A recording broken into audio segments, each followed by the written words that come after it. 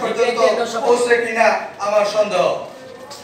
সংগ্রামী বন্ধুগণ, আজকে বাধ্য হয়ে সারা বাংলাদেশের সরকারি কর্মচারীদের কল্যাণের দিক চিন্তা করে মাননীয় প্রধানমন্ত্রীর সমীপে কর্মচারীদের দীর্ঘশ্বাস পৌঁছানোর জন্য আজকের এই সংবাদ সম্মেলনের আয়োজন।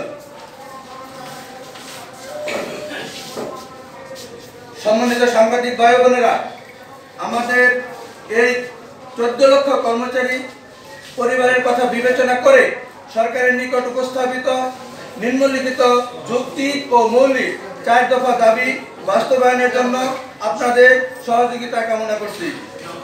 দাবি সমূহ নিম্নরূপ: 1.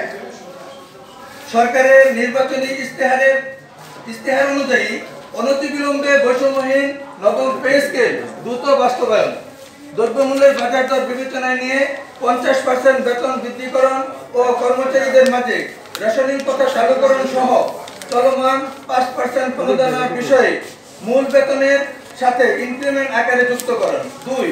পেনশন আনুতোষিক সুবিধা 90 এর স্থলে 100%, 230 টাকার স্থলে 400 টাকা করে পূর্বের ন্যায় পেনশন প্রথা, সিলেকশন গ্রেড ও টাইম স্কেল পুনর্বহালকরণ।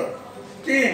মাননীয় প্রধানমন্ত্রীর প্রতিশ্রুতি অনুযায়ী সরকারি কর্মচারীদের সকল পদে ব্লক পোস্ট ও আউটসোর্সিং প্রথা বাতিল করে কর্মচারীদের শিক্ষাগত যোগ্যতা অনুযায়ী পদোন্নতির ব্যবস্থা করুন।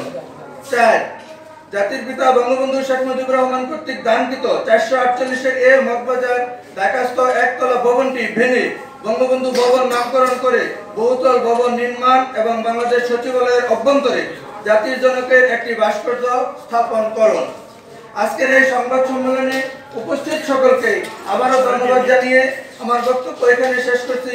জয় বাংলা, জয় বঙ্গবন্ধু, বাংলাদেশ চিরজীবী হোক। আসসালামু আলাইকুম ওয়া রাহমাতুল্লাহ।